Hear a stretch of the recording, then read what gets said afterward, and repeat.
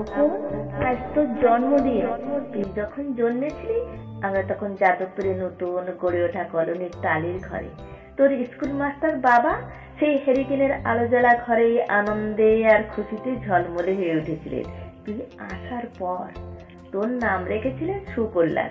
মানুষটার মনটা ছিল একেবারেই শিশুর মতো, অভাবে অনটনে বেঁচে থাকা নানা দুর্বিপাকেও ভেঙে পড়তেন না কখনো। সকলের ভালো চাইতেন মন থেকে, বলতেন দেখো একদিন এই দেশের মানুষ ঠিকই খুঁজে পাবে মুক্তির পথ, শোষণ থেকে মুক্তি, দরিদ্র থেকে মুক্তি, অশিক্ষা থেকে মুক্তি। আজ পয়লা শ্রাবণ খোকন, আজ তোর জন্মদিন। তোর মনে আছে আমাদের ভাঙা ঘরে মেঝেতে বাক্স থেকে বের করা বেদু মাছের হাতে তৈরি আসনটা পেতে দিতাম, সামনে রাখতাম ঠাকুরের আসনের প্রদীপখানা, তুই বসতিস বাবু হয়ে চুপটি করে, তোকে আমরা একে একে ধান দুর্বা মাথায় দিয়ে আশীর্বাদ করতাম। তোর বাবা বলতেন বড় হও মানুষ হও। তোর বাবা সেই বন্ধু ঘোষ কাকা, তিনি বলতেন বেঁচে বসতে থাকো। তুই জিজ্ঞেস করতিস মা বসতে থাকা মানে কি মা? আমি শুধু তোর মাথায় ধান দুর্বাই দিতাম, বলতাম না কিছু, শুধু মনে মনে বলতাম ঠাকুর আমার খোকনকে মস্ত বড় মানুষ করে তোলো, আমার খোকন যেন সত্যি মানুষ হয়, ওর যেন কখনো কোনো বিপদ না হয় ঠাকুর। অভাবের সংসারে ওই একটা দিন পয়লা শ্রাবণ কষ্টের পয়সায় একটু বাড়তি দুধ নিতাম, পায়েস রান্না করে দিতাম তোকে, তুই খুব ভালোবাসতিস পায়েস খেতে। তোর বাবা বাস স্ট্যান্ডের দোকান থেকে নিয়ে আসতেন তোর প্রিয় মিষ্টি ছানার গজা। সামান্য স্কুল মাস্টারে যে কি বা হয়, ঘরে বসে বসে ছাত্র পড়িয়ে আসতো কিছু, তাও অভাবের আগুনে সে রসদ পুড়তে সময় লাগতো না। তোর বাবার জামা সেলাই করতাম আর বারবার বলতাম সামনের মাসে একটা জামা বানিয়ে দিও। উনি বলতেন খোকন বড় হচ্ছে, ওর জন্য ভাবছি দুধ রাখতে হবে আরো আছে, যদি শক্তি বাড়ে বুদ্ধি বাড়ে, শক্তি আর বুদ্ধি না হলে তোমার কখন মস্ত বড় মানুষ হয়ে উঠবে কি করে। ভাবছি আরো দুটো টিউশনি নেব, ছাত্র পড়িয়ে পড়িয়ে মানুষটা দিনের শেষে ক্লান্ত হয়ে যেতে।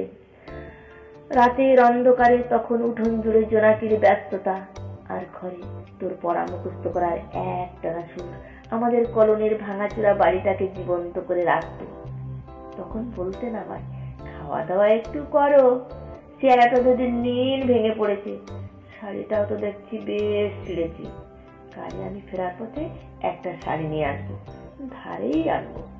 আমি বলতাম সামনে খোকনের উঁচু ক্লাস, কত বইপত্র কিনতে হবে, কত খরচ। উনি দীর্ঘ শ্বাস ফেলে চুপ করে যেতেন। জোনাকেরা অদৃশ্য আলোয় আলপনা আঁকত উঠোনের আগাছার ছোটে। আবহ সঙ্গীতের মতো তুই ঘরে বসে বসে পড়া মুখস্থ করতিস, ইতিহাস ভূগোল ড্রামা। ঈশ্বর আমাদের নিরাশ করেননি, তুই কত বড় হলি, সব পরীক্ষায় কত ভালো ফল হলো তোর। তোর বাবা বললেন আরো পড়ো, উচ্চশিক্ষায় উচ্চ সম্মানের একমাত্র পথ। তুই আরো পড়লি, তারপর তোর চাকরি হলো কত বড় অফিসে।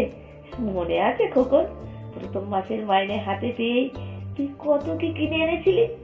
তখন তো আমরা উঠে এসেছিলাম শ্যামবাজারে, তোর দু কামরায় বেশ সাজানো গুছানো বড় ফ্ল্যাটে তোর অফিস থেকেই তো দিয়েছিল।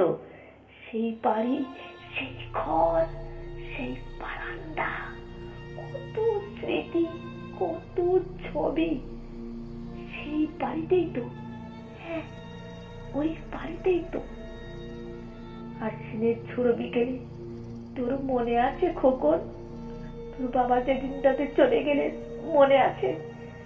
তুই বাবার বুকের উপর পড়ে যখন কাঁদছিলি হাপুস নয়নে, আর সদ্য স্বামী হারা আমি সেদিন তোর সেই অসহায় মুখ দেখে আরো বেশি করে ভেঙে পড়েছিলাম। তোকে বুকে টেনে নিয়েছিলাম ছোটবেলার মতো, বলেছিলাম কাঁদিস না খোকন, আমি তো আছি। আজ পয়লা শ্রাবণ, কলকাতা থেকে অনেক দূরে মফস্বলের এই বৃদ্ধাশ্রমে আমি একেবারে একা খোকন। তোকে বড় দেখতে ইচ্ছে করছে রে, তোকে বৌমাকে আর ছোট্ট বিল্টুকে। তুই এখন কত দূরে, সল্টলেকের মার্বেল বসানো ঝকঝকে বাড়িতে। আর তোর জন্মদিনে নিশ্চয়ই খুব বড় পার্টি হচ্ছে, তাই না রে খোকন? অনেক লোকজন, হইচই, খাওয়া দাওয়া, খুব ভালো, খুব ভালো। খোকন, আজ পয়লা শ্রাবণ। আমার বড় মনে পড়ছে যাদবপুরের ভাঙা ঘরে রাত্রে তুই আমার পাশে ছিল। মাঝে মাঝে হঠাৎ খুব ভয় পেয়ে জড়িয়ে ধরতিস আমাকে। আমি বলতাম, ভয় কি, যার মা থাকে তাকে কি ভূতে ধরে? তুই নিশ্চিন্ত হয়ে ঘুমিয়ে পড়তিস আমার বুক জুড়ে। তোর আধুনিক সংসারে এই বুড়িটার একটু ঠাই হলো না রে। প্রতি মাও তো মা, ওরও তো আছে আমার খোকনের মতো কোল আলো করা এক চাঁদের টুকরো। কিন্তু সময়ের কি আশ্চর্য পরিবর্তন খোকন। তুই বোধহয় আর এখন পায়েস খাস না, তাই না রে? তুই জানিস না খোকন, আজ আমি সকালে পায়েস রান্না করেছি। হ্যাঁ, তোরই পাঠানো টাকায়। সারাদিন সেই পায়েসের বাটির সামনে নিয়ে বসে আছি রে।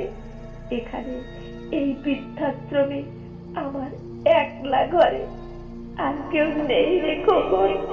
তুই একবার আসবি খোকন, একবার, শুধু একবার।